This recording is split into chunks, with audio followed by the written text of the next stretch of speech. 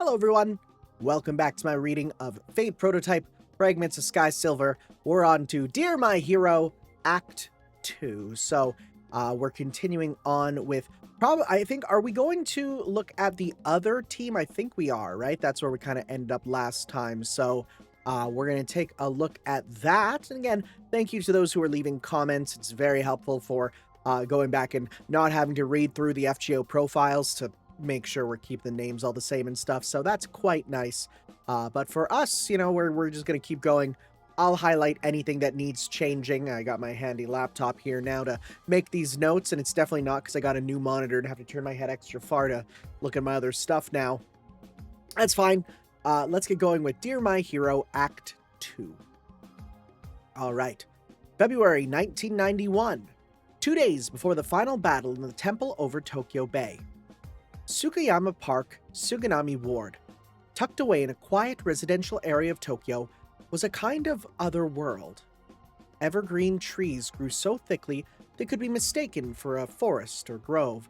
Some might find mystery in the trees themselves, like a grove encircling an ancient shrine. What existed in this park was the embodiment of something bizarre. Even beyond the trees, its presence was unmistakable.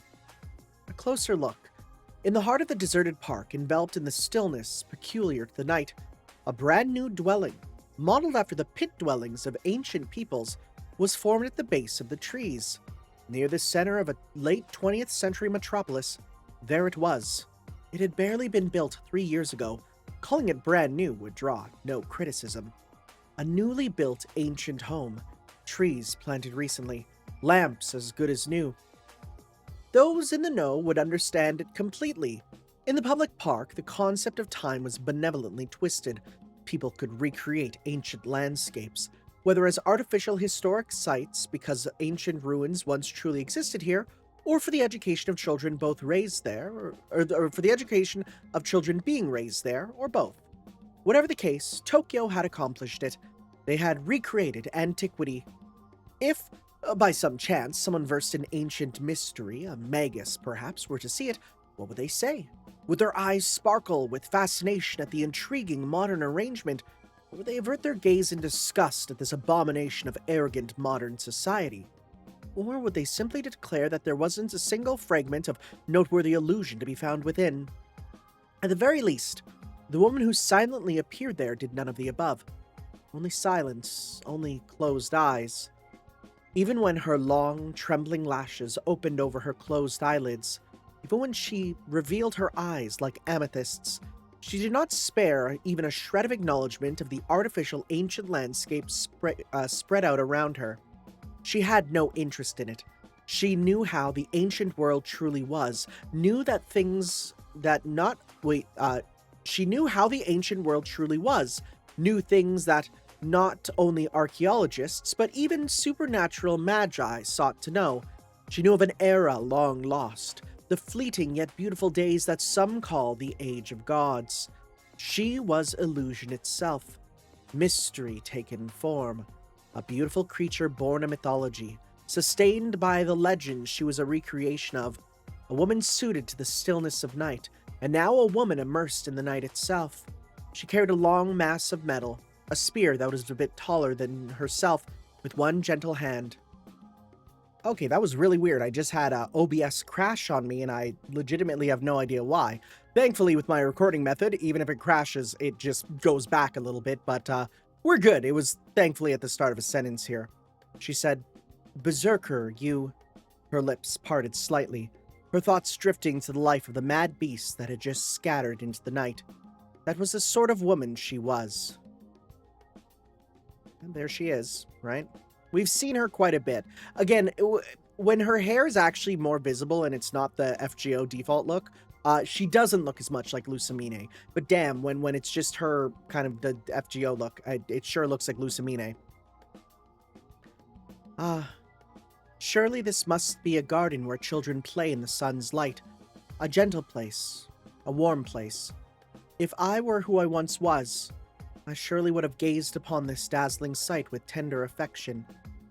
Dissolving her spirit form, slowly opening her closed eyelids, the spear woman thought such things. She paid no attention whatsoever to the ruins and reconstructed dwellings that no longer should have existed far below her. The only things in her field of vision that still held meaning were the groups of playground equipment. She understood these things without relying on knowledge departed to her. I think that should be imparted, right? Not departed, but impart. Let me spell this right. Imparted. I have to twist my body for that. Is that? Oh, it's with an I. That's why. Okay. Yeah, imparted it to her by the Holy Grail. And we don't say something's departed to you. Bright, cheerful voices surely echoed there.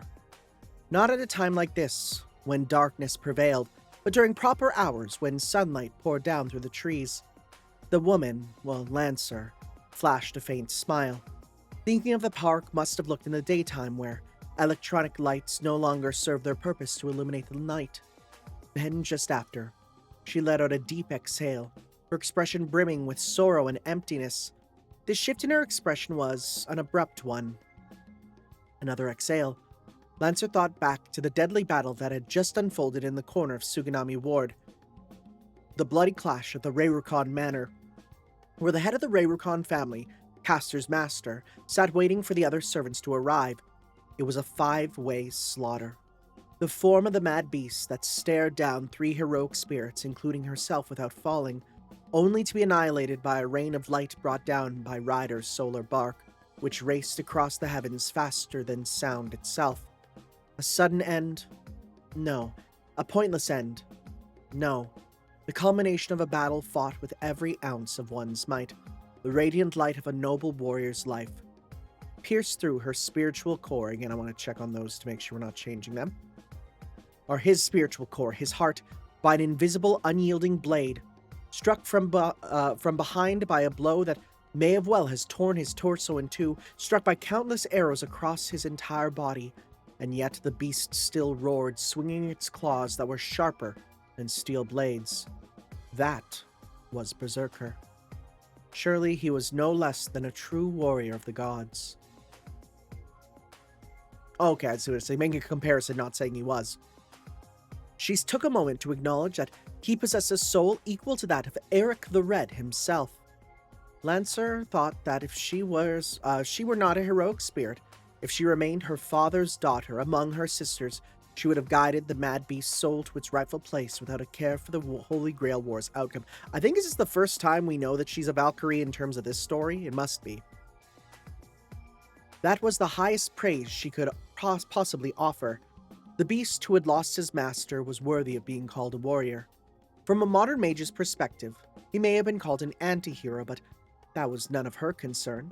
To begin with, what difference was there between the beast and herself? Truly, what difference was there? There is no difference, is there? Quietly, Lancer questioned herself in the abandoned park. Yes, how could there have been any difference? Regardless of aptitude, once one is summoned as a berserker, they are forcibly implanted with madness. Other classes had force skills as well, but berserkers was arguably the most merciless. The madness enhancement skill, the Greater Grail's Saint Graph, slumbering somewhere in Tokyo, invariably stripped berserkers of reason. In contrast, even though the Grail gave her no such compulsion, oh yes, well, she was mad to begin with. Totally mad. Even if she never had a skill related to madness, it was true. Within her chest burned a raging flame that boiled maddening intensity. Oh, gentle one. There it was. She was already beginning to break apart. Unconsciously, words slipped from her tongue and out from her lips. She truly was mad. She had witnessed the tragic end of a mad beast. She had seen a battle that raged like a storm, ignoring overwhelming odds. Her former self would have wept at the nobility and pride of that soul, rejoiced at finding yet another fated warrior. She was born to do so and yet did not. She neither desired nor questioned it. She should have mourned the sorrowful beast with tears, and yet she could not. Deep, deep within the breast of this woman clad in divine armor, her soul, that is, the flame within her, would not allow it. The smoldering fire within her chest relentlessly demanded a single thing: The heat invaded her consciousness, cracked open her heart, and squashed the images that rose in her mind to a single figure, namely, the first-ranked servant, her beloved Sky Silver Knight, Saber. Truly, you are a kind person. A certain color dyed her voice. Truthfully, she did not wish to be this way. He is gone. He is not here. I should know this, and yet he fills my thoughts and minds. Oh, I don't want this. I don't want to think of him. I should be thinking of that beast's end. I cannot put a stop to it. Even without closing her eyes, she could see his profile vividly. A knight who extended his hand even to a mad beast, to a raging enemy servant. Of course, he did not literally extend his hand. His invisible sword concealed the true form of his noble phantasm, which he offered to the beast.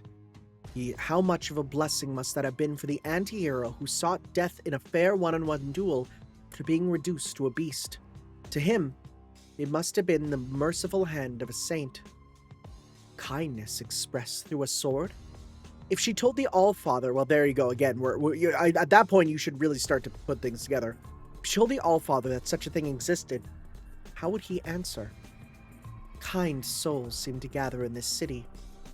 A murmur, a whisper. Lancer turned back, silver hair flowing behind her. You as well, Archer?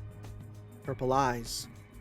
Carefully, taking care to not let bloodlust seep through, to avoid accidentally allowing the flames within her to be seen. At the end of her gaze, which held impossible mystery, stood a single resolute man, one of the 7 supernatural heroic spirits forced by the Holy Grail to serve the Magi that were their masters. Considering the fact that the mad beast had fallen that night, perhaps it would be more apt to describe him as one of the remaining 6. Oh, okay, so Archer's here. The crimson greatbow that should have been his true weapon was nowhere to be seen. Ah, so it was. Just as she thought. He was gentle, too. How much longer would the Holy Grail torment her? Boiling deep within her chest, she surely had a heart. That surely must have been what it was. To bring all these strong, gentle warriors before me like a feast. Whoa, no fighting out here. Tan skin. His well-trained physique was surely sturdy. His likable voice and expressions carried a soothing yet brisk tone. He surely captivated many people and drew in countless young maidens. He was a warrior indeed. Her instincts from days long since past cried out, "Oh, there were far too many warrior souls here. We've done enough for tonight. Troublesome berserker's finally beaten. Wishing for any more bloodshed here would desecrate the honor he died with." Archer briefly showed himself beside the restored dwelling. Lancer stared at him, only just then registering the oddness of the building in the corner of her mind. A brief pause. He made no move to approach her. It would make sense that she wouldn't approach someone so skilled in close-quarters combat. Where he stood likely wasn't his optimal range either, though. From what she sensed during their encounter a few days prior, the bowman heroic spirit's range likely stretched through the entire city and then some. Depending on his still-hidden noble phantasm, it wouldn't surprise her if he could turn Tokyo into a scorched earth faster than Ryder, who scored his sword in the sky, could. He would never do it, though. At least, if what she sensed about him wasn't mistaken. What do you want? Well, I've got something I want to tell you. I don't think it'll be too bad of news for you either. What do you think? Want to hear it? It's not going to be free, but I'll give you a limited time discount if you hear me out now. Very well. She couldn't help but smile. Hearing the kinds of things she'd expected from him, feeling his gentle gaze, his voice devoid of any bloodlust. It's the same for you too, after all. Huh? No, Wait. Oh, no, wait. So it's the same for you two after all, huh? No, oh, that was her saying that. Hold back. Endure it. Don't let her emotions explode out of her. Wait for him to speak. Unconsciously, Lancer gripped her spear. Her noble phantasm tighter and tighter. Ignoring its immense weight that easily exceeded 200 kilograms, she rolled it effortlessly in the palm of her hand. Enduring the surging heat, Suppressing the rising passion, she was careful not to let the flames within her escape. Speaking as he felt, uttering words without any falsehood. Everyone here is just so nice. I'm kind of at a loss. Regarding negotiations or alliances, in the Holy Grail War, where 7 servants and 7 masters battle to the death, it is inherently difficult for factions to establish cooperative relationships with one another. However, there are exceptions. If 2 or more factions outside of one's own already have formed an alliance, if one faction possesses a heroic spirit that is so significantly stronger than the others, in these cases the possibility of negotiation or alliances begins to arise. Temporary non-aggression, temporary alliances. Depending on the conditions at play, establishing mutual relationships like these may not be impossible. As previously mentioned, these arrangements are ultimately temporary in nature. Since only a single servant can be recognized as the victor of the Holy Grail War, it can be stated with certainty that maintaining a permanent alliance is a structural impossibility. So, take heed. Whether you propose it yourself or it is being proposed to you by another faction, even if you form an alliance, your only choice is to constantly anticipate a stab in the back. Will you strike them from behind? Or will they strike you from behind? The answer should go without saying. An excerpt from an old notebook. She remembered the sensation of it, of that thick, viscous thing sliding down her throat. What the? Okay. 5 days prior, an incident in Ikebukuro late at night. Oh, okay. Are we still? We must still be. Yeah, okay, we're still in Lancer here because I'm seeing some words there. Okay. The base of a skyscraper not far from the JR Ikebukuro station, beside the Metropolitan Expressway, in a plaza that resembled a vast park. The day where she first faced the Sky Silver Knight. Though they were each restrained, it was undoubtedly serious. After exchanging several blows, each blade being swung with the intent to kill, Lancer obeyed her master's command without hesitation. Her master's command, not her father's words. In this year of modernity, 1991, so distant from the age of gods, how could she possibly have heard her father's voice? As a heroic spirit, nay, as a servant, she obeyed her master's command, because she recognized him as her destined opponent, because she thought that he possessed the strength and spirit to seize victory in the Holy Grail War. The rank of this heroic spirit was surely... Wow, that's the top-ranked servant for you. The first rank. That is to say, the peerless warrior who wielded a sword, the Sky Silver Knight with an invisible blade, a fearsome, formidable sword that could have only belonged to him. And yet, it was incredibly precise. He must be a pretty famous hero. She spoke the words while holding a massive spear. Would she say pretty famous?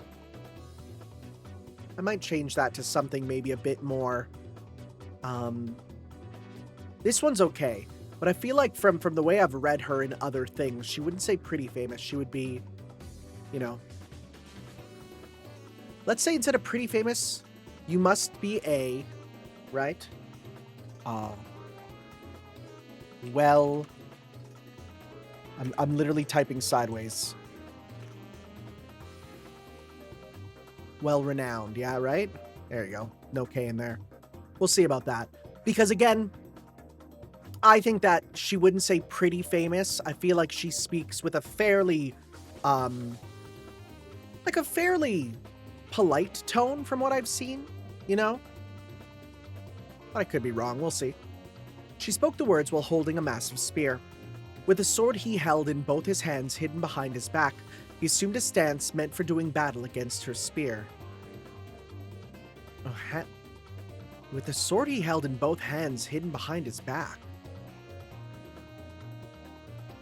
How would you do that? Is it like up above his arms? I'm curious about how that works. Your spear is mighty indeed, servant of the 4th rank, Lancer. You figured me out. Well, unlike my own, your weapon is easy to discern. I suppose so. It's a shame you aren't kind enough to show me yours in return, though. With a faint smile, she considered how she could prolong the exchange, but she was unable to. Instead, something even more sweet happened. A clash of body and soul, spear and sword swung with explosive force.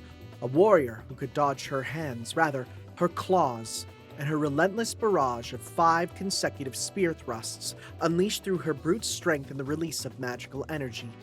She never encountered such a warrior, not even among the fiercest of Vikings. Spear thrusts that could rival the jaws of Fenrir at the end of the world. Not to test him, but purely with intent to kill.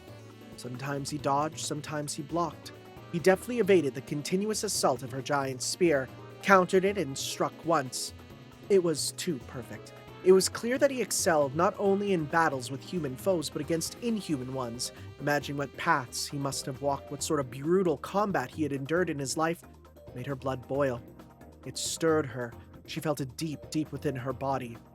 It was hard to avoid letting out a sound. Still, she voiced her feelings, without falsehood. Her admiration was carried by the wind of night. You're fairly. That's a bit nicer. You're fairly strong. Is that all you've got?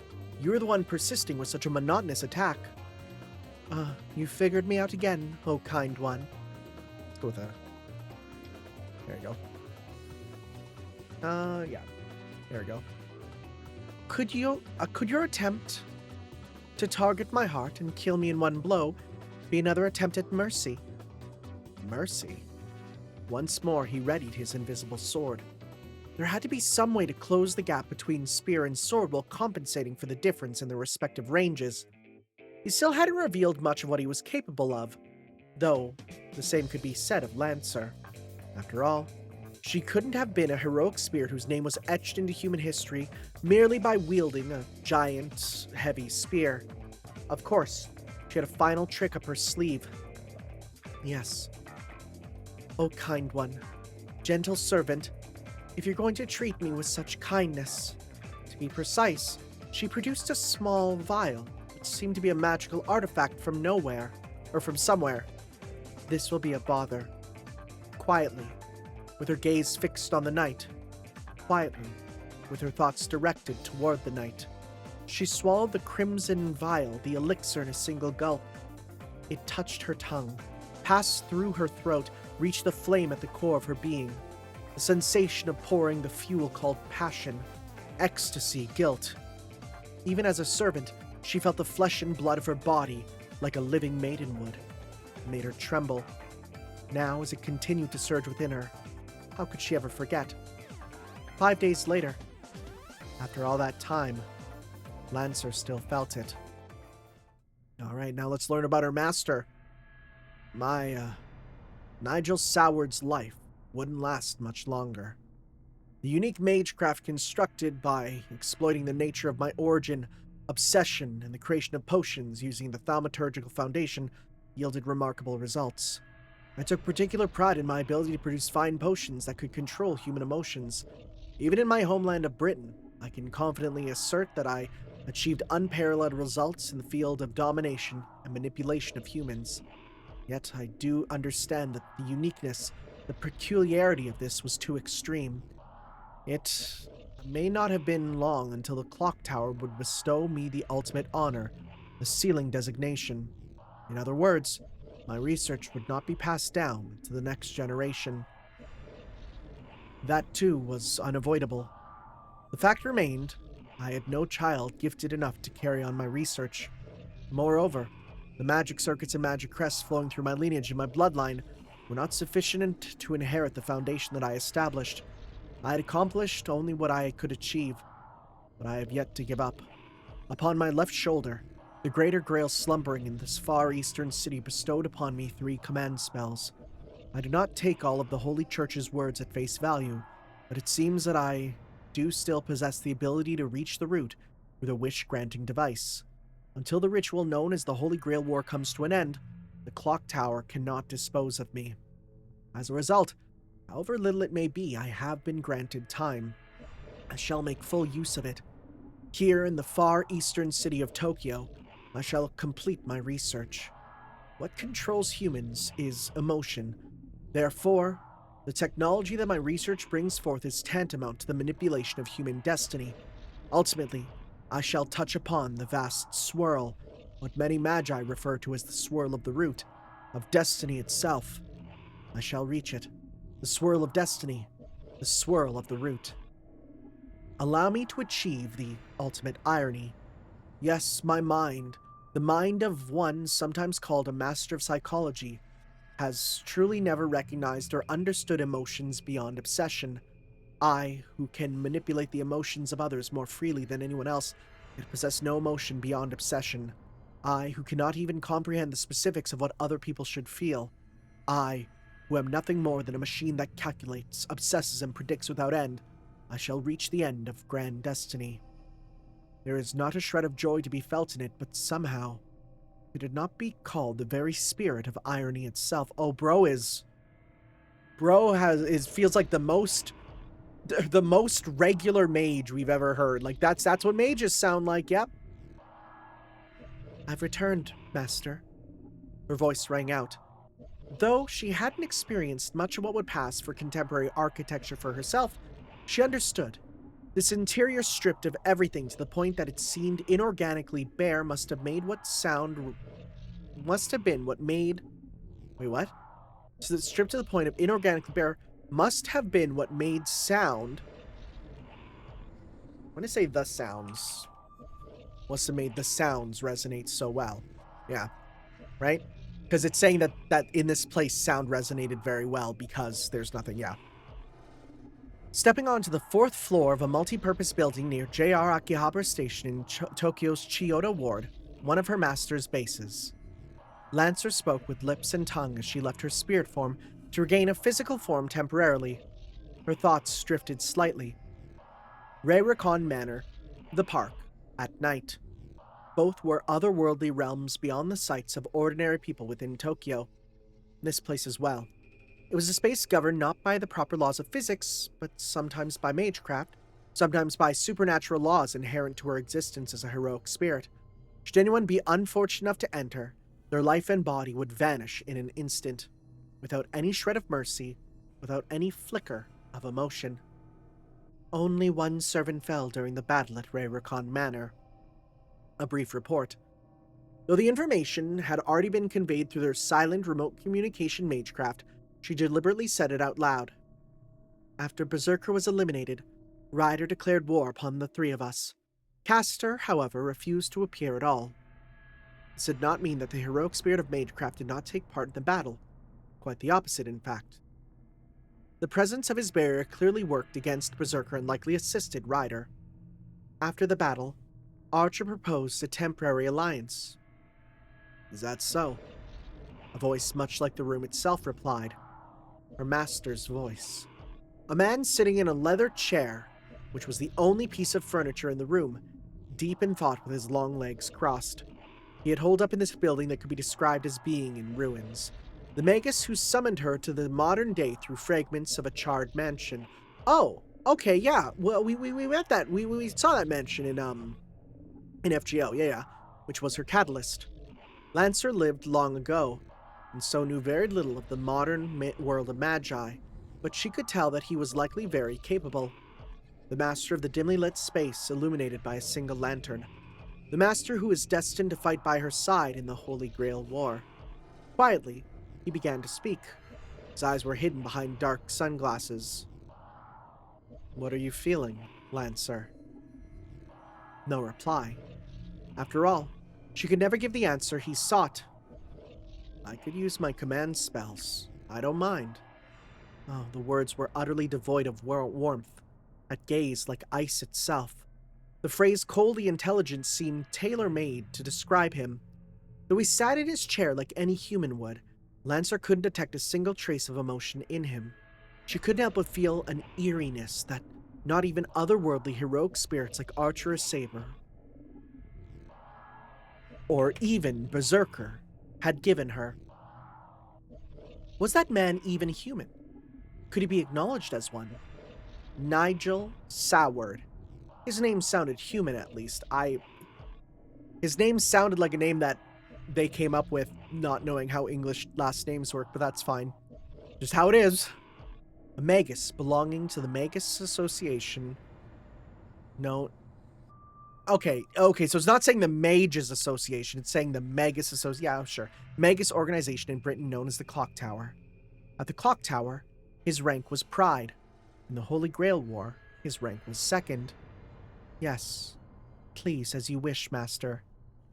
It was a joke. Ah, it didn't seem like a joke. Though he said he was in his 30s, it was difficult to believe at first. From Lancer's perspective, his coldness felt like it came from another world, from the passion possessed by human beings. Or perhaps, if a Magus who sought the truth drifted away from humanity, then he must be the embodiment of a Magus. In that sense, he was undoubtedly a high-level Magus, a genius. His primary field of study was alchemy. Yep, there he is. He's just chilling inside with sunglasses. Yep. However, while it may have been grounded in thaumaturgical alchemy, he established his own thaumaturgical foundation, one that made use of characteristics derived from his origin. This allowed him to create elixirs that could penetrate even Lancer's inhuman, ether-composed form.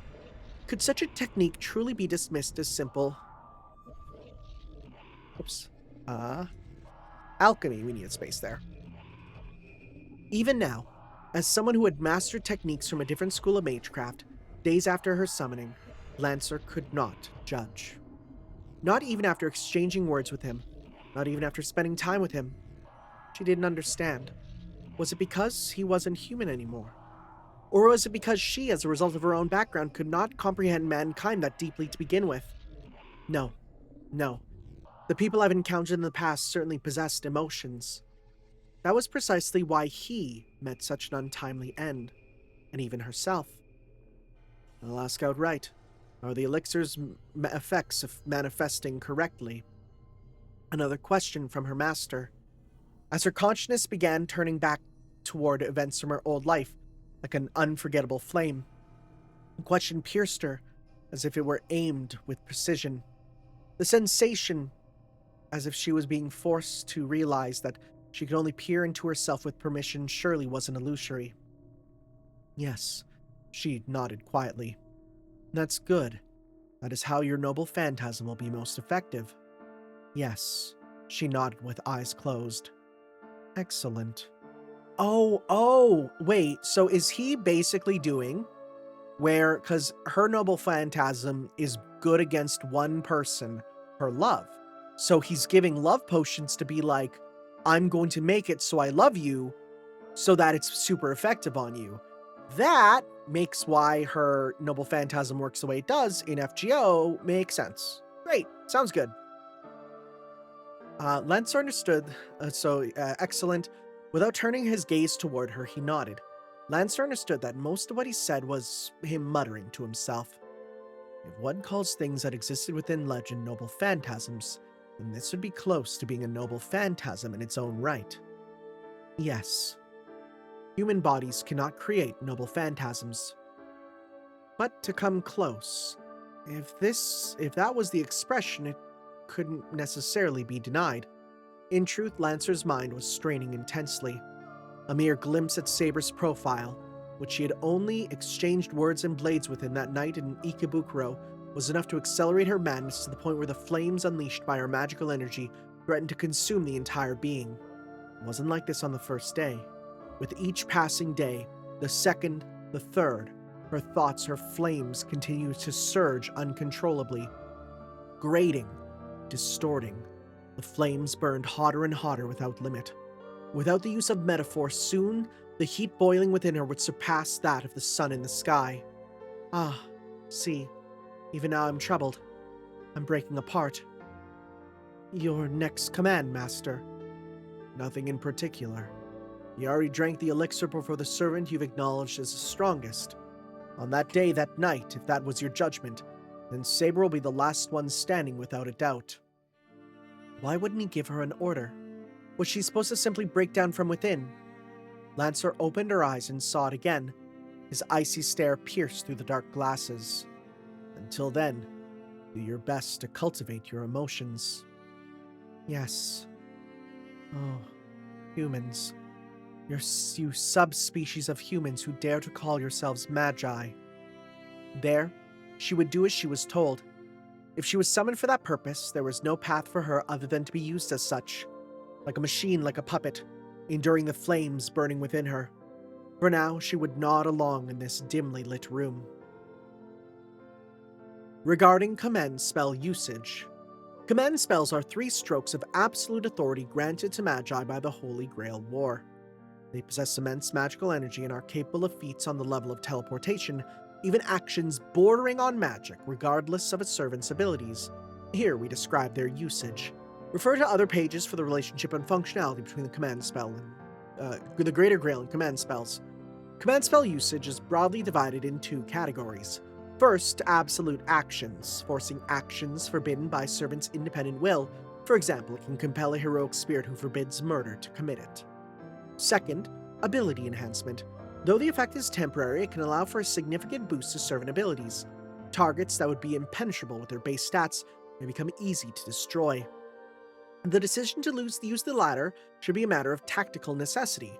The former, however, inherently requires strategic perspective. When the servant and master's operational philosophies greatly diverge, for example, situations where forced action via command spell becomes impossible are entirely plausible. However, as previously mentioned, this carries a risk of damaging your relationship.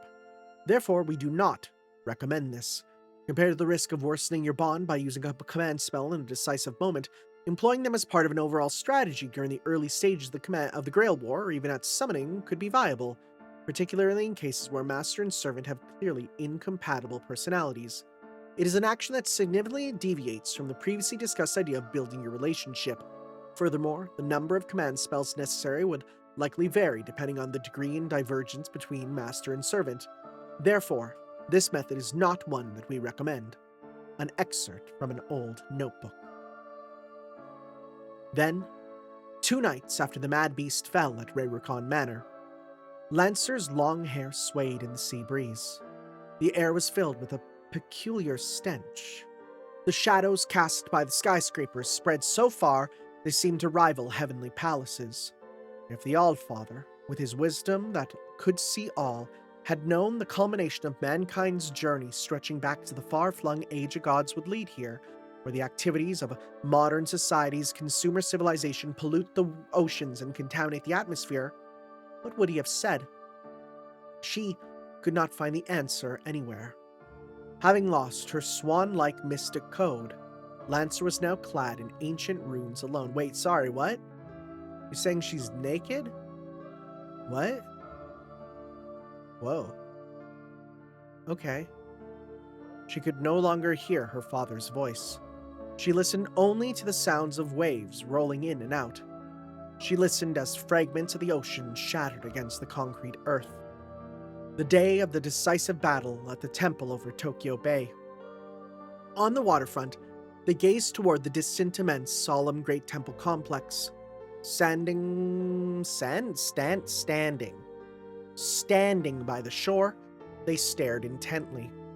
The clusters of temples, rising tens of kilometers away from the shore of Tokyo Bay, was likely the majesty of ancient, revered gods of distant lands taken form, even for Lancer, who had seen many altars to divinity,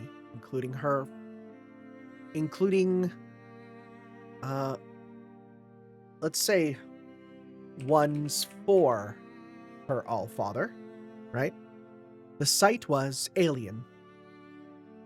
The complex interlocking of several massive structures defied simple description. Some may have seen it as sacrilege, but an unshakable brilliance shone through.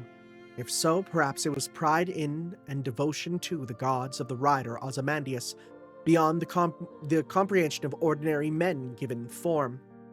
Fixing her gaze on the pyramid-shaped main temple at the center of her vision, Lancer narrowed her eyes.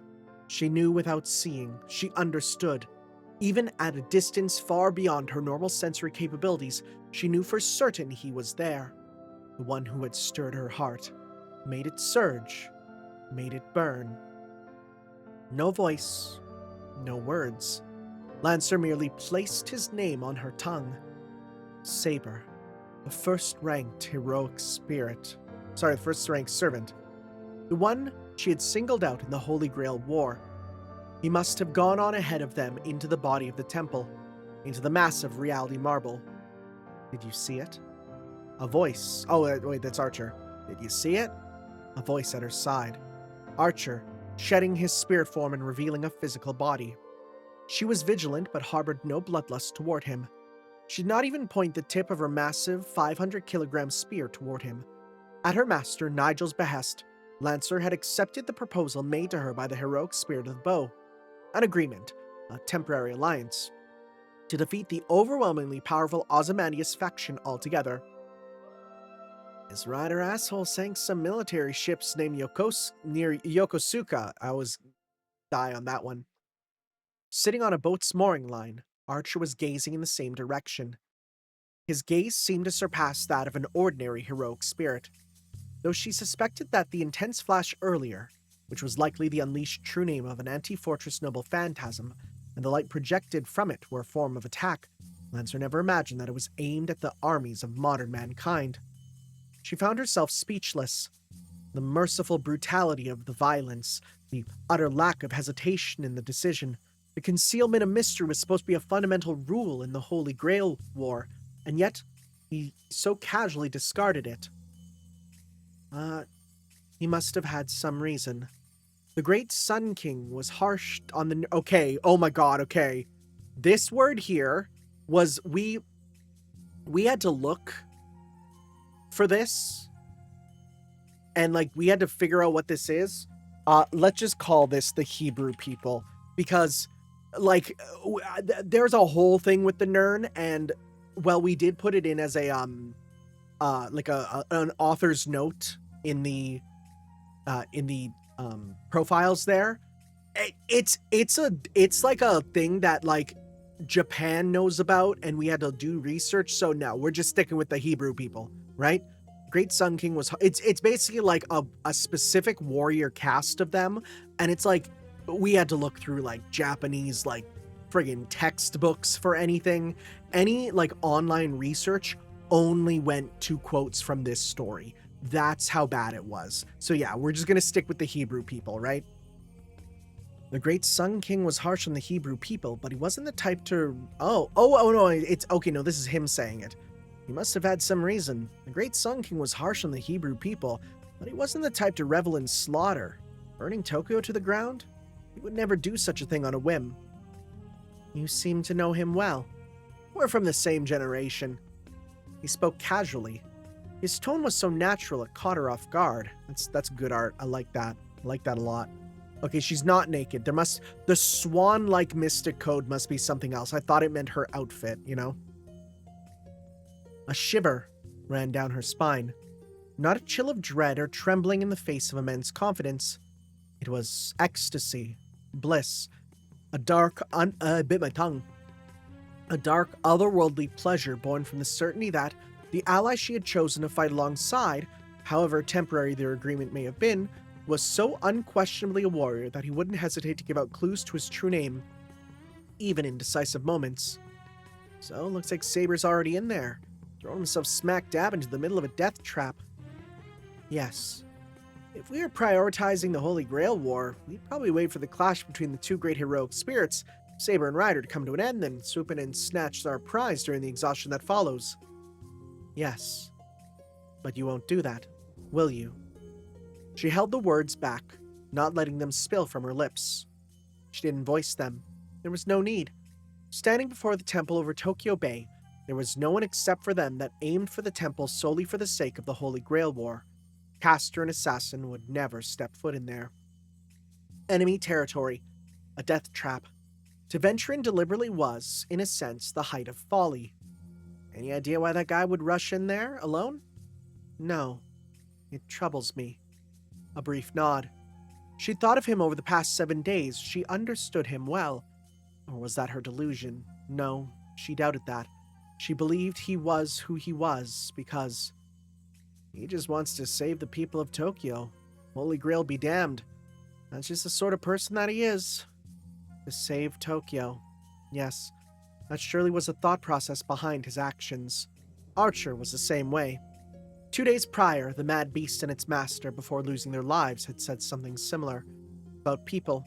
Or about Tokyo. At the time, Lancer had yet to sense the souls of warriors within them. She only recognized them as children saying something endearing, mercilessly dragged into the Holy Grail War. Did this city truly gather so many people with such strong wills? No. This was surely something fundamentally different. This was the Holy Grail War, a ritual where heroes who once saved people killed one another for the sake of their selfish desires. She once felt it was the most despicable thing of all, like souls stolen from Valhalla. She vaguely felt so until that moment. No, no, it surely cannot be that. How could she call how could it have been called how could it have been despicable? People would rather call it noble, proud. It seems I alone have fallen from grace. Even if the world didn't see her as an anti-hero, she could never be called a true warrior who gave her life for others. And yet, look at them. The one who fought relentlessly, refusing to give in even when victory seemed impossible, striving to accomplish something. One who risked revealing his hand to call for an alliance. The Lone Rider. The Sky... Okay. Maybe we'll get a new word for that just because, like, I know they don't mean rider in this case, but I hate when they use, like, the class names for anything else. I know it means they're talking about, like, a lone rider is a phrase, right? You know what? He is just a lone warrior, right? Well, he is riding in. Let's just make it so that there's zero confusion. The Lone Warrior. The Sky Silver Knight who charged toward that formidable fortress. Those who sought to save the Lone Cavalry? Ooh, that works. There we go, because, you know, they're called the Cavalry. Yeah, that works. Those who sought to save others. The form of glory and sincerity surely desired by countless people. Was that not the exact radiant thing her past self had always sought? The soul of a warrior? How beautiful it was. How fleeting. My, how utterly precious you are, heroes. All right. Well, dear my hero. Yeah, no, this is very much, feels like this is her story. Feels like, yeah, listen, listen. This is not history. This is her story, right? I mean, it's literally called Dear My Hero, right? So, maybe the only thing is it also works for, you know, Archer's Master being like thinking of the hero, but we'll have to see. Anyways, yeah, okay. Sounds good. This one had a lot less stuff going on there, but we're at the halfway point officially of the text here, because we're at page 70 of 150, pretty much. So, sounds good, guys. I will see you next time for Dear My Hero Act 3 as we move on and continue with the story. So, again, feel free to leave any feedback on stuff I changed or stuff I should change. I'm looking forward to hearing from you. And yeah, there's the whole thing with the Nern people. It was crazy. I put on Beast Slayer, where I've been uploading the translations, I put a whole little thread thing about it because it was a crazy research by like 3 people all trying to figure it out. It was kind of wild. So thank you all for watching, guys. We will see you then for some more next time with as we continue with Fate Prototype Volume 4. Ciao. Yo.